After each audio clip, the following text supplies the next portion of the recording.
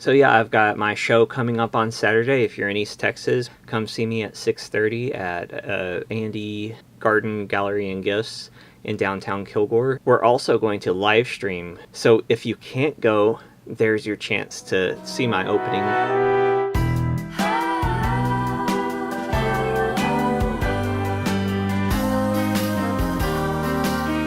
Hello, I'm Jamie Maldonado. Welcome to Camera and Sakura. By request, I'm going to do an editing walkthrough, I guess. It's not a tutorial. Don't take this as a tutorial. I probably do things in an awkward way sometimes. This is more of a big picture thing. I edit everything in Lightroom Classic CC and finish it up in Photoshop. That's not universal. My journalism will a lot of times begin and end in Lightroom, and that's pretty great. Weddings also have a tendency to do that. Today we're going to do my normal workflow for my fine art photography. I'm going to take a couple of photos I took last week with Danny, and we're going to edit them and see how they go, and see what you think. What we're going to do is we're going to open Lightroom and we're going to join that in progress. Like I said, this isn't a tutorial, but think of it as a walkthrough to just show my process, I guess. So we're joining this in where I'm just doing some basic color correction, do a white balance on that sign because it's the purest white. The white of the building's a little yellowed. Now I'm just placing my color in the right place. I use the tungsten gel, and by the way, I'm doing Option and click on the whites and black sliders to get black and white points. It's important for getting it the right exposure. You can see that on the histogram. The histogram's actually pretty nice for such a dark picture, at least in my opinion, I guess. But I shot with a slight orange gel on this flash, and that's why she's so warm, but I put it on a somewhat tungsten color balance, and that's what gives it that cool ambient light with a warm light on her. And here I'm just doing some basic dodging and burning and setting my curves, and here I'm messing with the color, making sure not to create that halo you might see around her wig. They were pretty close anyway, and you see how I affect the color. So you got to be really careful when punching out blues and other colors that you don't create halos around things. It's also true when dodging and burning. It's easy to create a halo effect, and sometimes it's not easy to see, especially if you stare at the computer a lot. So turning it on and off, which can be done on the little buttons on the top left of each panel in Lightroom, or by turning off layers and doing before and afters, and that's I think Y is the before and after thing, the letter Y key. And here I'm messing with a vignette, trying to draw attention to the subject, really make things dramatic. I was trying to color the shadows, which didn't do a whole lot, but doing split toning on the shadows and kind of biasing the split toning toward the shadows helps me push that tungsten film look. What you would do is shoot with like an orange gel with tungsten balanced slide film, and tungsten balanced slide film is very blue to offset the orangey tungsten look. So you would set your balance for you would make your subject balanced like tungsten light, but leave the other lighting like daylight balanced, and you create a super blue look. And I didn't go extremely for that, but I went for a hint of it. I think I had a quarter cut CTO gel on the strip box I was using. You can see that in my previous entry. Here I'm dodging and burning more. I'm brightening her legs a little bit. I could have possibly made them brighter, but I like the fall off, the kind of spot on her head. And here's a little before and after. You can see what I've done already. And now I'm going to do just a little bit of correction, trying to reduce the contrast a bit, which the color profile might have fixed. I'm not completely sure. And here I am opening it in Photoshop. Oh, actually, I canceled it and decided to reopen it to darken that bright spot on her chest a little bit, just because I felt like it was brighter than her face and distracting. So I am doing a little spot correction. By the way, the thing I like most about those, the thing I like most about the Visco Cam presets is their brush presets, the shadow save, highlight save, iris enhance, and things like that. Those are the best features of that set, and they're kind of one of the most undervalued and unsung aspects of that. And so I brighten her face a little bit, and I'm about to decide that. And now I've opened it up in Photoshop. I'm doing a little more fine-tuning with the curves in Photoshop. I find it a little bit easier and better to control than the curves in Lightroom. The Lightroom has the full power raw. I'm removing a toothbrush stain from Danny's dress here, and beginning some retouching. You should, before you publicly retouch someone, you should probably ask their permission, and I asked Danny's permission, and she kindly graced me with it. And so keep that in mind. Don't go smoothing skin, or especially using Liquify without in front of people without having some consideration for the subject. I make heavy use of the patch retouching tool, and here you'll see I'm just using the geometric shapes and lines of these buildings to hide these people. It's a trick I like to use, and we're about to really use that in a minute. Right here I just tinkered with the address of it to obscure it more, because the owner of this body shop was very nice, but I didn't want him to be inundated with photographers if people just happen to like this spot. And here is where I mentioned the geographic thing, and this is where mice come in very handy over like trackpads. I am cloning and highlighting and using the preview of the clone tool to hover over and create a good line. You have to be careful not to make like wavy lines, but if you work with it enough, and sometimes if you use Liquify you can correct it, and I'm just tapping it in a little bit at a time using the lines and geometric shapes to hide my work, basically.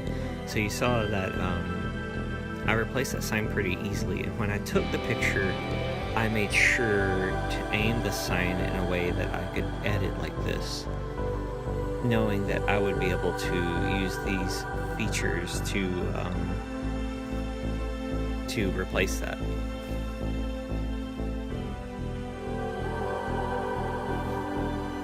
Waited through another save, taking a look at things now and doing a little before and after on the sign and the people. Going to retouch little things here and there, and Maggie, my dog, actually jumped in my lap right here and kind of goes wonky. Now I find my way back to the sign. I'm going to clip out the street name here real quick. And that's why you save a lot, because what you just saw there was the thing crashing. I would have lost that edit. And so aren't you glad that is my tutorial for this? Click Command S, Control S if you're on Windows. I don't know if there's another option somewhere, but save often, every step if you can. It's hard to save these because this file, if you see at the end, gets up to 2 gigabytes, and so it takes a minute to save, but you can, it's just a good safety net. Try to put up with it. You can work through saves.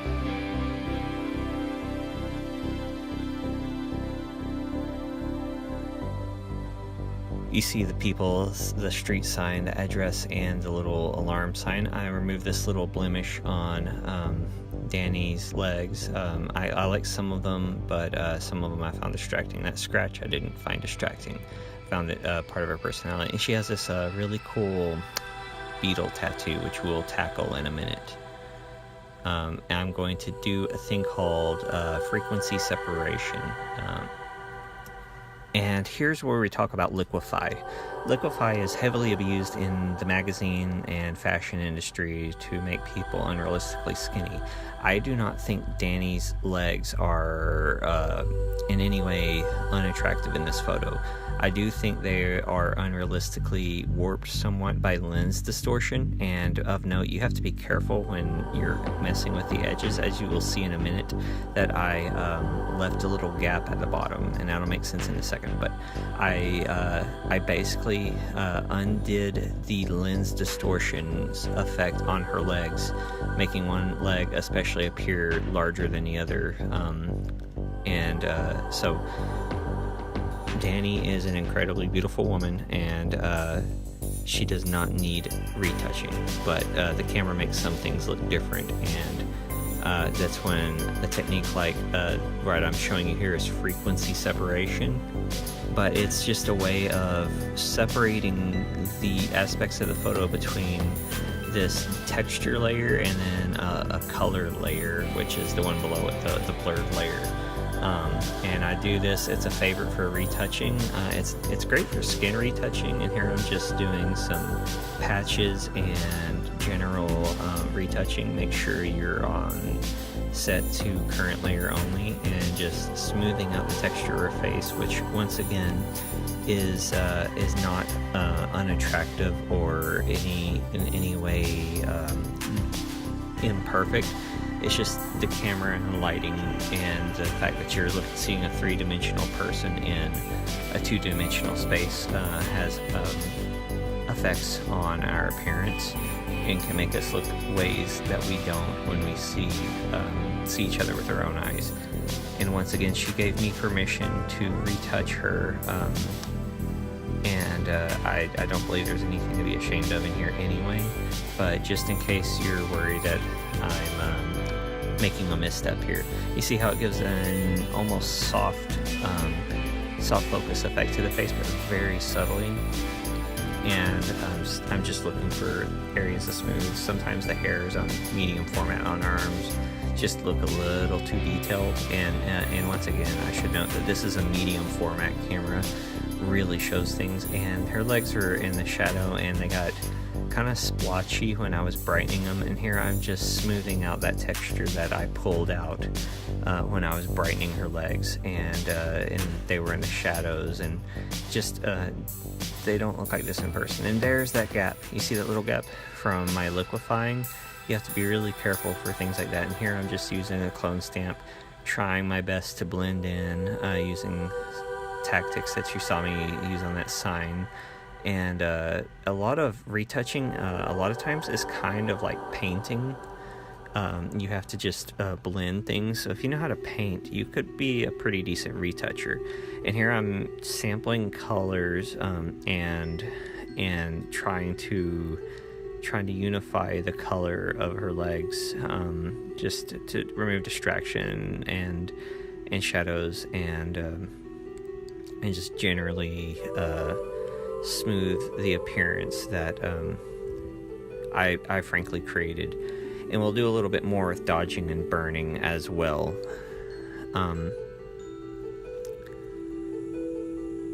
Just sculpting her legs basically. And here is where we approach the beetle, and I begin covering it up with the leg color. And you need to be very mindful that the way lighting and things work is that you could sample in any 5 points of her legs and get 5 different colors, some darker, some lighter. So you need to sample as close as you can get to those, and I also turn the opacity down on my brush to do that. And so this is why I like frequency separation. I easily remove the beetle texture on one picture and then just color it out on the next, as long as I maintain that gradation on the edge of her leg. The trickiest part is the detail of the tattoo on that edge of her leg with the softer background.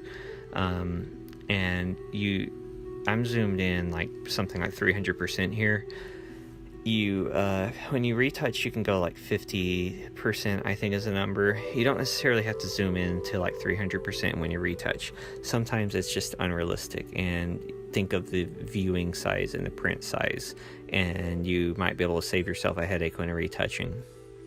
And it just helps you blend. And you saw how I just used patches and blending and frequency separation to hide her tattoo. And the reason we hid the tattoo, and here I'm doing some dodge and burn to kind of draw it in, and using the patch to continue to blend in my areas. But the reason we decided to remove the tattoo is that it's a strong identifying feature, and we decided we get to work together a lot, and she would be the same character, so to speak, with that tattoo, no matter what wig or clothes we put on her. But with the wigs, and if we cover the tattoo, it makes it easier for us to make her a different person. And here I'm doing some dodge and burn, adding some drama to the sky, blending her legs a little bit more, just generally sculpting the light is what dodging and burning is.